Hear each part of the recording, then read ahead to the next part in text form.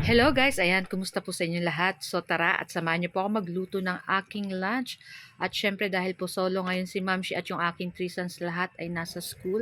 So wala po kayo ibang maisip na lutuin ko na uulamin ko. So nakita ko sa ref yung ating natirang chicken pastil. So medyo matagal-tagal na rin yun guys. So yun yung naisip kong i-make over, ayan. At syempre pasarapin natin lalo.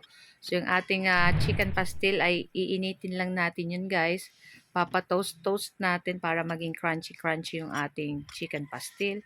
At syempre meron din tayo dyang 3 pirasong itlog na babatihin mamaya para sa ating ulam for today. So yan na nga yung ating chicken pastil. So ininit ko na yan guys. So pinatoasted ko lang yan guys ng konti para pag kinain mo siya is parang medyo, anong tawag dyan? Yung pag kinakain mo ay may parang nagiging ano na siya. May tawag po doon, nakalimutan ko na. So yun na nga, at ilipat na natin yan sa ating mangkok. Ayan, iset aside na natin yan. At pagkatapos, yung i-ready na natin yung ating 3 pirasong itlog. Ayan, na binati at magpainit na tayo ng kawali at pag mainit na maglagay na tayo ng mantika at pag mainit na yung mantika, ilagay na natin itong ating binating itlog. So yung ating binating itlog nilagyan ko lang yan guys ng konting asin kasi mamaya maglalagay tayo ng cheese, medyo maalat yun. So konting asin lang yung nilagay natin at konting paminta. So ayan na nga at baliktarin na rin natin yan guys. Ayan, masarap po sa scrambled egg yung medyo nato-toast na din, oh, 'di ba? So ayan na nga at ilagay na natin diyan yung ating uh, ininit na chicken pastil.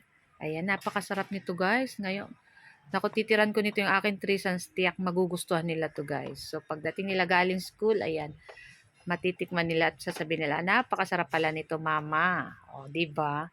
So, ayan na nga at naglagay na ako dyan ng ating cheese para mas lalong maging yummy itong ating ulam for today. Oh, diba?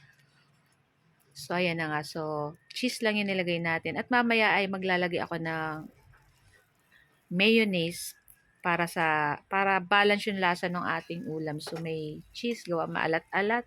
At yung ating chicken pastel, medyo savory.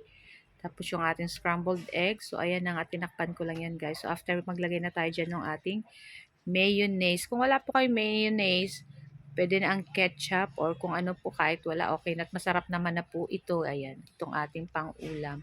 So, hindi na rin po ako nagsaing kasi may konting bahaw pang natira. Hindi ko na fried rice kasi, guys, kasi konti naman na lang yun. So, yun na nga. So, yung aking baby love na dog, ayan, meron naman siyang ulam, kaya okay lang. So, ayan na guys, ito na at luto na.